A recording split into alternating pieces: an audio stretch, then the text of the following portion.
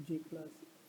अब हम आ गए हैं जी बेसिक कमांड्स के ऊपर। बेसिक कमांड्स हम कुछ परफॉर्म करेंगे जो कि हम लोगों ने लास्ट वीडियो में देखा कि हम पाइथन कंसोल के ऊपर परफॉर्म करेंगे।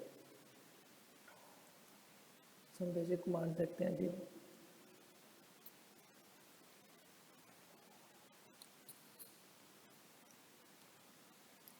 अगर मैं लिखता हूँ 10 पाइथन में, सिंपली 10 लिखता हूँ तो मेरे पास 10 रिजल्ट देता है। अगर मैं लिखता हूँ 123.9 कोई भी न्यूमेरिक वैल्यू में लिखता हूँ एज इट इज़ मुझे रिजल्ट प्रोवाइड हो जाता है वो same numeric value.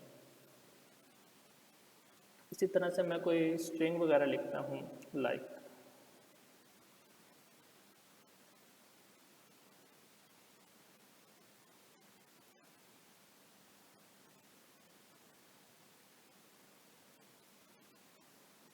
Hello world.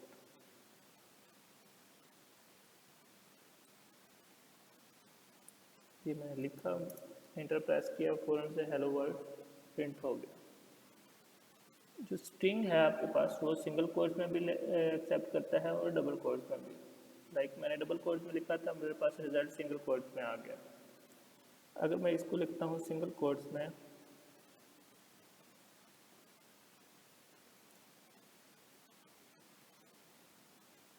Hello,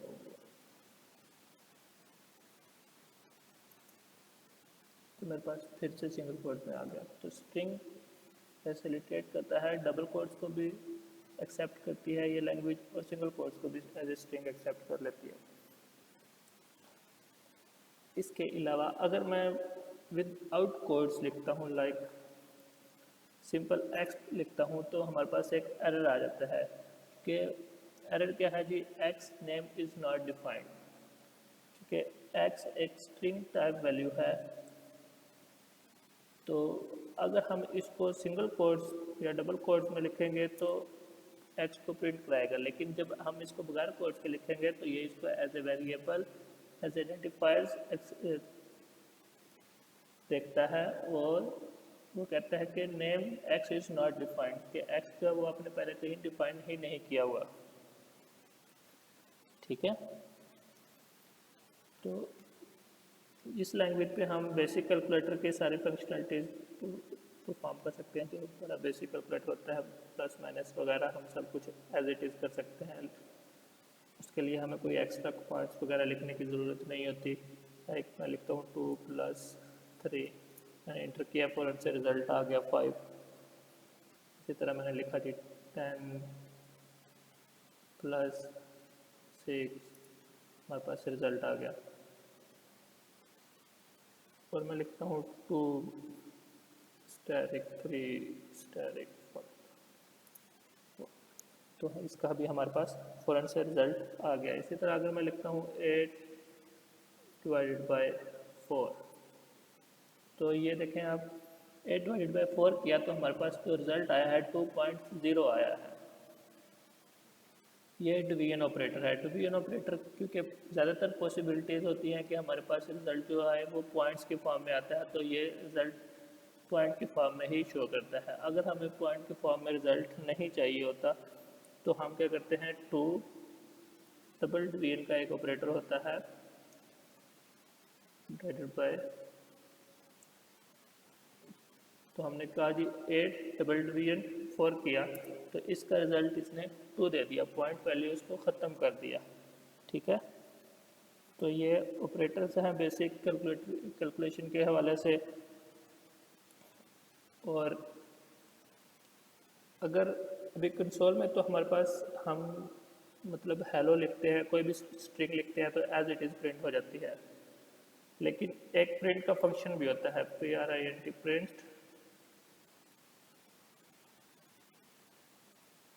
इसमें हम जो भी वैल्यू देंगे, हेलो,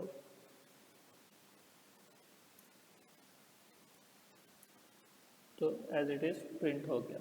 ये कोर्स में नहीं आया। ठीक है, ये प्रिंट स्टेटमेंट होती है, प्रिंट का फंक्शन है इसका। इसके अंदर हम जो भी आर्गूमेंट पास करेंगे वो एज इट इज़ प्रिंट हो जाएगा। सही है, तो अब आते हैं जी हम, ये हमारी चंद बेसिक कमांड्स थी। हम आते हैं आइडेंटिफायर्स के की तरफ आते हैं। आइडेंटिफायर्स यानी वेरिएबल्स। वेरिएबल्स कैसे बनाते हैं, उनको वैल्यूज़ कैसे असाइन करते हैं। बहुत ही सिंपल तरीका है वेरिएबल बनाने का। सबसे पहले वेरिएबल का नाम लिखते हैं हम, इक्वल टू लिखते हैं और उसको कोई भी वैल्यू दे देते हैं। लाइक मैं देता हूँ इंटीजर टाइप वैल्यू देता हूँ 20 देता हूँ। अब ये वेरिएबल हमारा क्रिएट हो चुका है और इसको वैल्यू असाइन हो चुकी है 20। जब भी हम इसको x लिखेंगे, कहीं पे भी हम यूज़ करेंगे x को, x लिखेंगे तो इसकी वैल्यू हमें शो हो जाएगी। ठीक है। अब एक और वेरिएबल मैं बना लेता हूँ, y लिखता हूँ, y इज इक्वल टू करता हूँ मैं 10। अब मैं कहता हूँ जी, पहले हम लोगों ने देखा था कि x को हमने जब लिखा था तो एरर आया था, लेकिन अब मैं कहता हूँ x प्लस वाई। अब मैंने x प्लस वाई किया तो 30 आंसर आ गया, क्योंकि हम लोगों ने वेरिएबल्स क्रिएट किए हुए हैं, इनको वैल्यूज असाइन की हुई हैं। अब वो इनकी वैल्यू पिक कर रहा है और हमें रिजल्ट शो कर रहा है। ठीक है।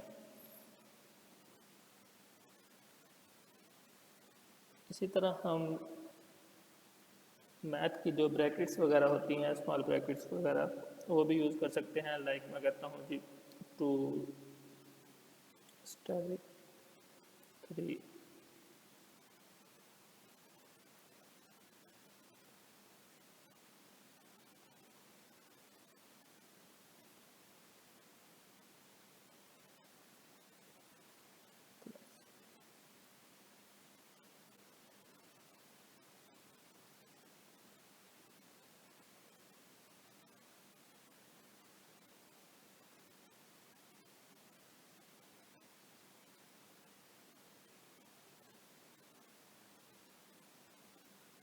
मैंने एक इक्वेशन लिखी है मैथ की, तो ये कैलकुलेटर की तरह एज इट इज को परफॉर्म करेगा, क्योंकि जो ब्रैकेट्स है वो पहले सॉल्व होंगी।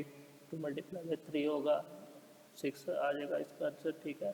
दैन 1 प्लस 1 2, फिर 1 प्लस 3 4, इन सब को फिर वो प्लस करेगा और हमें रिजल्ट शो कर देगा। ठीक है। अब आते हैं जी हम एक वेरिएबल बनाता हूँ a इक्वल टू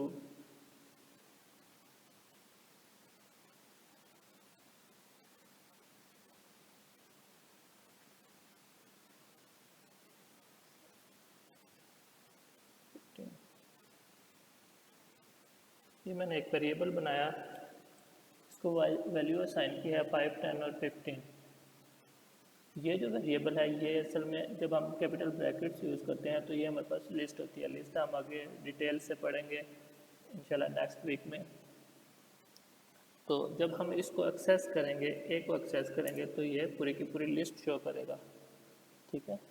अगर हम इसी तरह एक और वेरिएबल बनाना चाहते हैं, लाइक बी मैं बनाता हूँ, बी इक्वल टू करता हूँ 5। अब हम वेरिएबल बना रहे हैं जो हमने पहले से वेरिएबल्स आइडेंटिफायर्स बनाए हुए हैं, उनको यूज़ करते हुए कोई वेरिएबल बना रहे हैं। 5x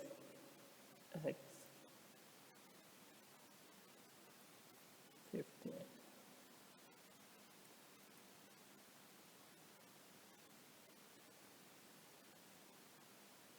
अब मैंने एक बी वेरिएबल बनाया है, इसको मैं वैल्यू असाइन कर रहा हूँ। पहला जो इसकी पहली वैल्यू है वो 5 होगी इसमें। दूसरी वैल्यू जो x में वैल्यू है वो इसको असाइन हो जाएगी, तीसरी 15 वैल्यू असाइन होगी और फिर x प्लस एक्स होके वैल्यू असाइन हो जाएगी। देखते हैं जी b को जब मैंने एक्सेस किया तो हमारे पास ये स्मॉल ब्रैकेट्स में एक सेट आ गया है, वैल्यूज़ का सेट आ गया। ठीक है।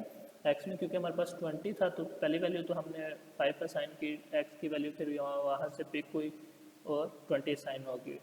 फिर 15 हमने असाइन किया और फिर 20 प्लस 20 हो गया, यहाँ पे 40 असाइन हो गया। ठीक है।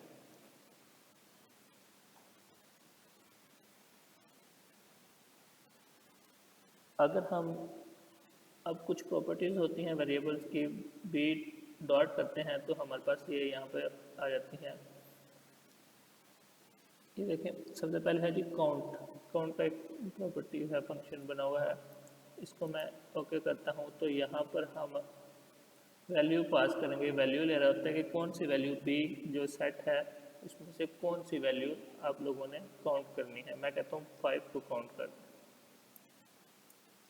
तो उसने कहा 5 जो है वो 1 टाइम पड़ा हुआ है बी में, बी जो सेट है उसमें 5 1 टाइम है। इसी तरह अगर हम 5 किसी वैल्यू का इंडेक्स चेक करना चाहते हैं कि कौन से इंडेक्स कौन से नंबर पे पड़ा हुआ है, जो इंडेक्सिंग होती है लिस्ट में भी सेट्स में भी वो 0 से ही स्टार्ट होती है। नॉर्मल प्रोग्रामिंग लैंग्वेजेस में इंडेक्सिंग 0 से ही स्टार्ट होती है, तो यहाँ पर भी 0 से ही स्टार्ट होती है। लाइक मैं कहता हूँ बी डॉट,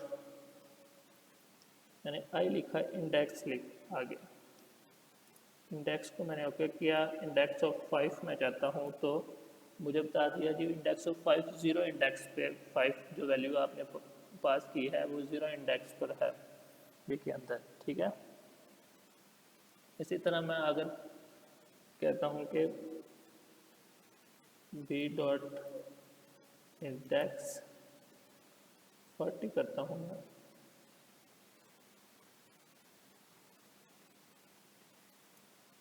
तो 40 जो है वो हमारे पास इंडेक्स 3 पर है।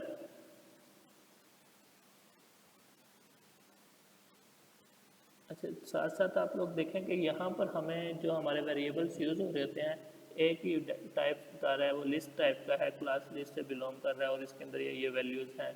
इसी तरह बी टपल्स टाइप का है और क्लास टपल से बिलोंग कर रहा है, ये हमारे पास वैल्यूज़ हैं। एक्स में जो वैल्यूज़ हैं जो हमारे वेरिएबल्स बने हुए हैं, अगर हम बी में देखें, इसको एक्सपेंड करें तो ये देखें बी में 0 इंडेक्सिंग यहाँ पे हमारे पास शो हो रही होती है। साथ साथ